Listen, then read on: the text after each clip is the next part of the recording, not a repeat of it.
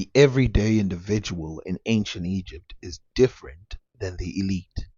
The elites represent focus, perfection, and propaganda. The normal people seem to represent things that are important to themselves, the understanding of the elites, the motivations of the elites, the motivations of themselves, women, men, animals, understanding what you want to eat and why you engage in what you engage in. That's why you should always pay attention to things that are small in history. If you only pay attention to the large, which are the propaganda, then you will have a propagandized version of history. Now, there's nothing wrong with this version of history because it's what some people wanted you to know about themselves. But you must know there's a history greater than this.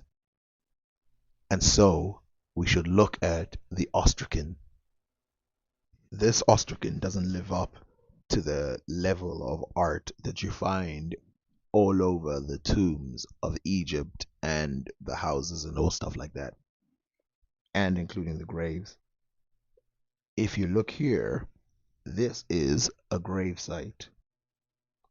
What you see there is three people wearing what, in my opinion, are jackal-headed masks. They're definitely masks, but in my opinion, they're jackal-headed.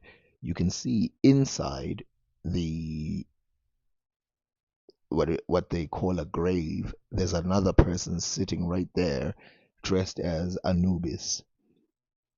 There's two things which are unidentifiable, and then there's two mummies sleeping. Someone looks like they're being lowered into the tomb. All this is according to the Manchester Museum. Now, in my opinion, what the person is holding in their hand looks like a typical African flail or hand fan, whatever you want to call it, and they're performing the death ritual. Anubis is based off of a type of jackal. We still haven't figured out which one, but in Africa there's many candidates that it could be. The easiest one is the Egyptian jackal, also known as the Egyptian wolf. The second one could be the African jackal, also known as the black-backed wolf or the black-backed jackal. This one's face is more like that of Anubis, showing a more stretched out face, but it's not typically found in Egypt. It is found though in Eritrea and places very near Egypt, and might have been found in Egypt in history. But we do know that this Anubis is based off of an African jackal. More than that is that jackals have always meant something in the mythology of Africans, both playing cunningness and outwitting opponents. Now, I know this seems a small deal to some people, but it's not. It's actually a huge deal, especially considering the fact that as far back as we can go in Egypt, we see this form of animism. But if we go to Sumeria or something like that, we see polytheism, which is the worship of human-like gods. Even going to Iran with Zoroaster and his polytheism before he became a monotheistic deity, with his polytheism seems to represent men and women as gods who have family and relationships, whereas these are animals and they have a lot in common with real animals. And we see that the ancient Egyptians praise those sites specifically as gods, including the Nile. The Nile was seen as a god. This is why it's interesting that we have an ostracon, though I don't know why I can't find the original, of a chameleon. This typically African found animal, the chameleon, that is used as pets most of the time in other places of the world and is revered as the giver of death in African religions, not all, but mainly Bantu religions. You can see it being represented in Egypt. Now, I couldn't find a source for this, but apparently in Egypt it was related to Ra, but take that with a grain of salt. I would say also that the way that the Bantus represented the chameleon, clearly they had greater reverence for this humble animal. I don't know why in Egypt, but I would assume it wasn't as commonly found. But Egyptians didn't let that stop them from praising gods before. Let's go back to this thing about animism because it's a very important point, and I don't want people to lose sight of what I'm saying here because there's some people who probably think, oh, it's animism, it's the first thing human beings did, and they just praise. There's no evidence that gods were typically started off as animals and then they became, human form. There's no evidence at all. In fact, there's a pretty consistently around the world, gods seem to start off as humans, and that it's actually kind of unique in Africa to have the whole of the religion be an animal praising religion as opposed to pantheism. And a lot of these religions have no narrative that is that deep for their animals, and that their animals work as an intermediary between this world and the next, or this world and the previous. This is true also in Egypt, North Africa, Southern Africa, all over, but it isn't seen everywhere in the world. We can go as far back in India, and what we see are some remnants of animism, like for example, Hanuman, the monkey god. But these seem to be exceptions because Hanuman is part of the Hindu religion, and the Hindu religion cannot be seen as animism in any way, shape, or form. We look at Ganesha and we see the face of an elephant, but that's not animism. The story of Ganesha is that he was supposed to be guarding a gate to his mother's house, and a god, I forgot his name, wanted to come in and he didn't allow him to, so his head got chopped off, and the mother who told him to guard got angry, and the man who chopped his head off said, don't worry, I'll find him another head. And unable to find him a suitable head, he went and found an elephant. You can see that that has nothing to do with animism, whereas in Egypt all of these are related to animals specifically. The whole continent of Africa deifies animals in this way. Consider these two stories. One of them is from the Swahili coast, and one of them is from southern Africa, separated by centuries. A frog, a chameleon, and a thrush were sent by Ngai to search for human beings. They would die one day and come to life again in the next. The chameleon was one in those days a very important person, and he led the way.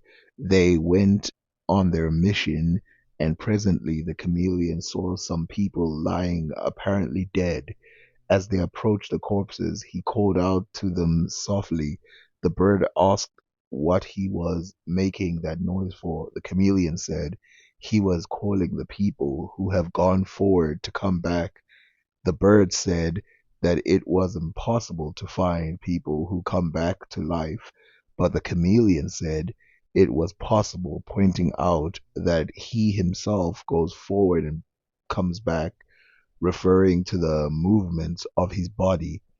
The three reaches the three reached the spot where the dead people were lying, and in response to the calling of the chameleon, they opened their eyes and listened to him. But the bird told them that they were dead and must remain dead. They would not rise to life again. The bird then flew away, and the frog and the chameleon stayed behind. The chameleon told the dead that he was sent by Ngai to raise them. They should not believe the lies of the bird, but the spell was broken. His entreaties were of no avail. They returned to Ngai, and the chameleon told him what had happened. Ngai asked the bird if this was so, and the bird said that the chameleon was making such a mess of his errand that he felt obliged to interrupt him. Guy believed the story of the bird and, vexed with the way the chameleon had executed his commands, reduced him from his high estate, ordaining that ever after he would only be able to walk very, very slowly and should never have any teeth. The bird came into high favor. Guy delegated to him the work of waking up the inhabitants of the world. The thrush, therefore, to this day wakes up and calls out about 2 a.m., whereas the other birds awaken at only about 4 a.m. So let's compare that Kikuyu story to the Zulu story. It says there, it is said he sent a chameleon. He said to it, "Go, chameleon, go, and say, let not men die." The chameleon set out. It went slowly. It loitered in the way, and as it went, it ate of the fruit of the tree. At length uNkulunkulu sent a lizard after the chameleon, when it had already set out for some time. The lizard went, it ran, and made great haste. For uNkulunkulu had said, "Lizard, when you have arrived, say, let men die." So the lizard went and said, "I tell you, it is said, let men die." The lizard came back again to uNkulunkulu before the chameleon had reached his destination. The chameleon, which was sent and told to go, and said, "Let men die." At length it arrived and shouted, saying, "It is said, let not men die." But men answered, "Oh, we have heard the word of the lizard. Has told us the word. It is said, let men die. We cannot hear your word, though the word of the lizard men will die." Now you can see that the story is practically exactly the same, except the other one has a bird instead of a lizard, but the chameleon still fails its mission. Leaving the Bantu mythology, we also see that the chameleon is a very important god in the Yoruba faith. Agemo in the Yoruba faith is a chameleon, and it's a servant of the god Olorun, head of the Yoruba pantheon of deities known as Orishas. Agemo carries messages between the gods. Now, you will see here that there's a similarity between this god and the other gods, quote unquote gods. This is animism in other places, in that you saw in the first story of Ngai that Ngai, the chameleon, was the original message sender of the god Ngai, and he was demoted, and the bird became the message sender. And you see in the Zulu version that he was the message sender. He had to send the message for the supreme god, just like the both of these, to the humans. But then when he took his time, failing his mission, that was passed on to the lizard. So how does this relate to Egypt? Well, if we look at Egypt, we see a snake god with feet, and this snake god is an attendant of the main god Ra. We see, as it says on Wikipedia, which I did read, the other ones I'll show you later, after he was subdued by Atum, Nebgab was characterized as benevolent, beautiful, and peaceful. It is in this state that he became the servant and partner of the sun god Ra. In later myths, he assists Ra in his moving of the morning boat through the sky to the east and throughout the flight of the day. In the Book of the Dead, this passage is described as making all people happy, filling hearts with joy and justice.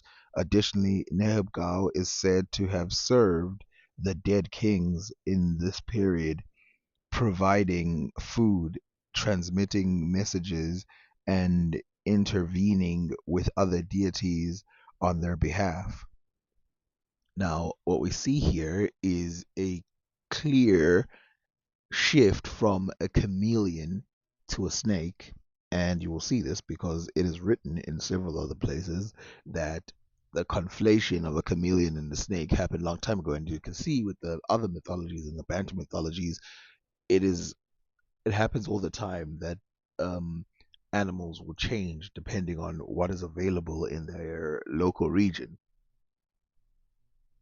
This Nehebkau is also reminiscent of the myth of the Ouroboros, right? The Ouroboros represents eternity, and Hebgal also represents um, eternity in ancient Egyptian mythology. Snakes, too, are considered by other parts of Africa to represent eternity and represent bringing back people from the dead and stuff like that. This we can see in Bantu references, in the Zulu references. If you come back from the dead, if a snake enters your home, then you know that that's a ancestor coming back from the dead. And you can see in the Yoruba religion, Oshunmaru seems to represent the divine serpent, which is a rainbow, which created the rainbow and wraps itself around the rainbow. And as you can see here, they talk about how the world of the mundane and that of the ancestors, and this is in West Africa. So we've got Egypt with serpents representing rebirth and resurrection. Then let's go to Southern Africa where we read, the people say their amadlos exist. They believe in that, for they do not know where men go when they die. When they thought of the matter, they discovered that they turned into snakes. They say a man dies, and when he is dead, he turns into a snake. And they gave that snake the name of Itongo, and they worship it by sacrificing cattle, for they say the cattle too belong to it.